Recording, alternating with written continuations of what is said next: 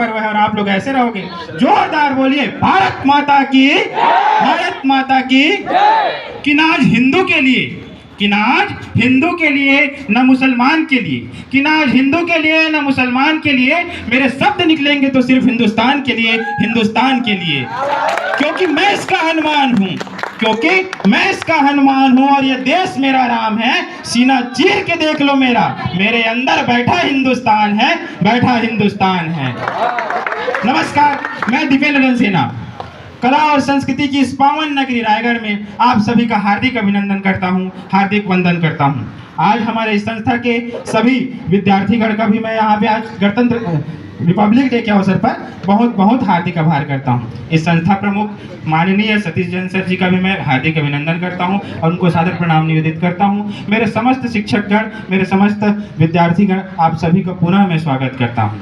दोस्तों, आज गणतंत्र दिवस है। गणतंत्र दिवस के बारे में तो आप सब जानते हैं, लेकिन क्या आप लोग को पता है कि ये गणतंत्र और ये स्वतंत्रता दो चीज़ हम लोग को बड़ी मुश्किल से मिली है। इसके लिए कई सारे ऐसे कदम उठाए गए, कई सारे संघर्ष किए गए, तब जा करके हमको मिला।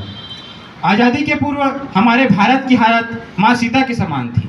जब माँ सीता लंका में रावण के अधीन उसकी गुलामी सह रही थी, लेकिन तब सीता माँ के मन में सिर्फ एक आस थी कि एक दिन मेरे श्री राम जी आएंगे और मुझे वापस यहाँ से आज़ाद करके ले जाएंगे। ठीक उसी प्रकार दोस्तों, हमारे भारत माता की भी हालत सीता मैया के समान थी।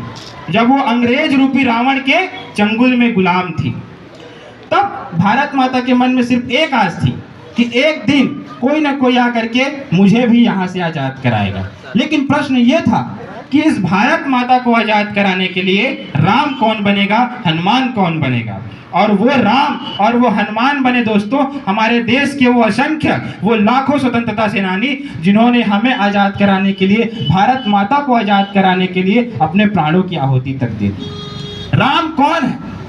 राम कौन है? तो राम आप में भी है, राम मुझ में भी है, राम आप भी हो। राम इस देश का हर वो व्यक्ति है जिसके अंदर वो देश प्रेम की भावना है। उस सीता मैया के लिए हमेशा खड़े रहने की तत्परता की भावना है, वो हर व्यक्ति राम है।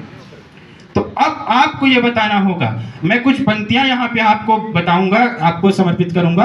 अगर आपके अंदर भी वो राम है, अगर आपके अंदर भी वो हनुमान है जो उस सीता मैया को छुड़ाने के लिए कुछ भी करने को तैयार थे, तो अगर आप में भी वो राम है, अगर आपने भारत माता रूपी सीता मैया को छुड़ाने के लिए उस पर कोई अगर आ जाए, तो उसके लिए अगर आप तत्परता दिखाने के लिए सदैव अगर तत्पर हैं, तो मैं कुछ पंक्तियां समर्पित करता हूँ। पंक्ति के अंतिम बंद में अगर आपके अंदर वो राम है तो आप जयगारा लगा करके मुझे यहाँ पे बताइएगा कि आपके अंदर भी वो राम है। मन चंचल है तन व्यूहल है, मन चंचल है तन व्यूहल है, झंझावातों का है समूह, अगणित प्रतिकूल परीक्षाएं, नित जीवन पत लगता दुरूह, विकृतियां कृतियों के तल का यदि भला देश सी लगती हो, संस्कृतियां चल विपरीत दिशा यदि महाक्लेश सी लगती हो, यदि काव्य तत्व के समीकरण संतरास दिखाई देते हो, यदि वर्तमान वाले गुण इतिहास दिखाई देते हो, यदि मर्यादाएं मार्ग छोड़ पथ भ्रष्ट दिखाई देती हो, यदि नराधमों की अनुकृतियां उत्कृष्ट दिखाई देती हो, कर दो विरोध के स्वर बुलंद, कर दो विरोध के स्वर बुलंद, सबके हित में परिणाम कहो, निश्चित मत करो समय सीमा, अब सुबह कहो या शाम कहो,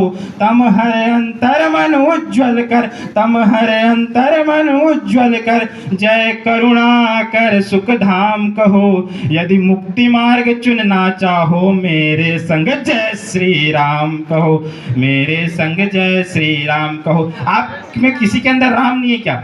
जय श्री राम, बोले भारत माता की, भारत माता की जय। अब लगी ना? लेकिन आप में अब भी ऊर्जा कम लग रही है, आप में अब भी ऊर्जा कम लग रही है। आप लोगों के लिए कुछ पंक्तियां कहना चाहूंगा कि तालियां बजाने की इजाजत किसी से ली नहीं जाती, तालियां बजाने की इजाजत किसी से ली नहीं जाती। ये देशभक्ति है जनाब, किसी से पूछ कर की नहीं जाती, किसी से पूछ कर की नहीं जाती, क्योंकि जो अब तक न खोला वो खून नहीं पानी है, क्योंकि जो अब तक न खोला वो खून नहीं पानी है, और जो देश के न काम आए वो बेकार जवानी है, बेकार जवानी है, बेकार जवानी है। की, भारत माता की। दोस्तों, आप सबको तो पता है कि गणतंत्र दिवस के दिन हमारे देश का संविधान लागू हुआ, लेकिन आज का दिन इतना खास है क्यों? हमारे देश का संविधान तो 26 नवंबर सन 1949 को बन करके तैयार हो गया था, लेकिन आज 26 जनवरी के दिन ही इसे क्यों लागू किया गया? 2 महीने बाद क्यों लागू किया गया?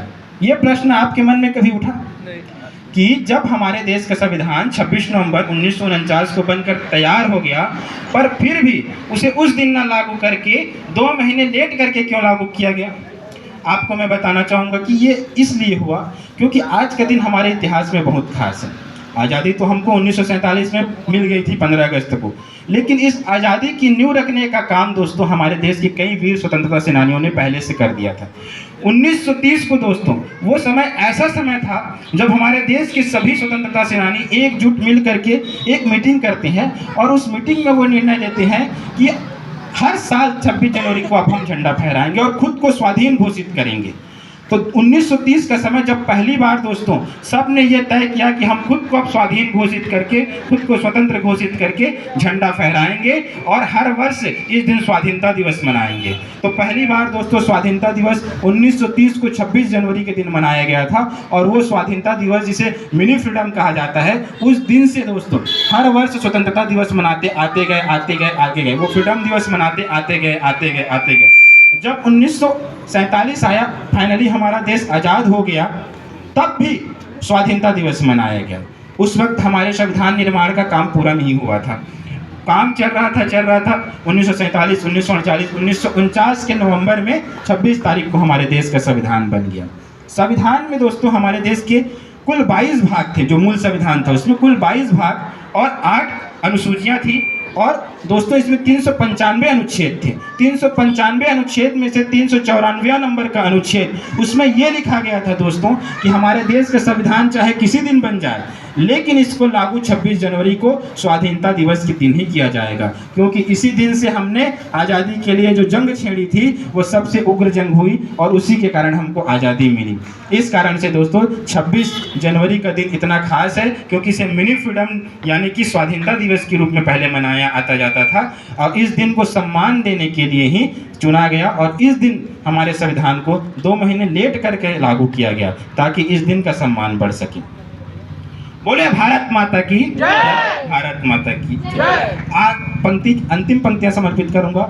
सबसे पहले तो सीमा मैम का और हमारे भास्कर सर जी का मैं बहुत तहे दिल से धन्यवाद करता हूं कि उन्होंने मुझे यहाँ बोलने का मौका दिया। मैं उनके लिए कुछ पंक्तियां कहूँगा कि मेरे पुण्य कर्म थे शायद, मेरे पुण्य कर्म थे शायद, जो मुझको यह दान मिला, कहने को ये मंच मिला मुझको और रहने को हिंदुस्तान मिला, रहने को हिंदुस्तान मिला। इसी के साथ अपनी मैं वाणी को विराम दूंगा और आप सभी को एक बार जोर से जयकारा लगाने के लिए बोलिए उस भारत माता के लिए, उस सीता माता के लिए और उस प्रभु श्री राम जी के लिए जिन्होंने क्या क्या सीता माता को याद किया। और अगर आपको अपने भारत माता के विषय में कोई चिंता है, अगर आप इस भारत माता के सच्चे लाल हैं, तो जब भी इस भारत माता पर कोई आँच आएगी तो आप अपने अंदर बैठे राम, अपने अंदर बैठे हनुमान को जगाएंगे और इस देश की रक्षा के लिए, इस सीता मैया की रक्षा के लिए हमेशा तत्पर रहेंगे। जोर से बोलिए भारत माता की, भारत माता की जय, जय श्री राम, जय जय। धन्यवाद, बहुत बहुत धन्यवाद।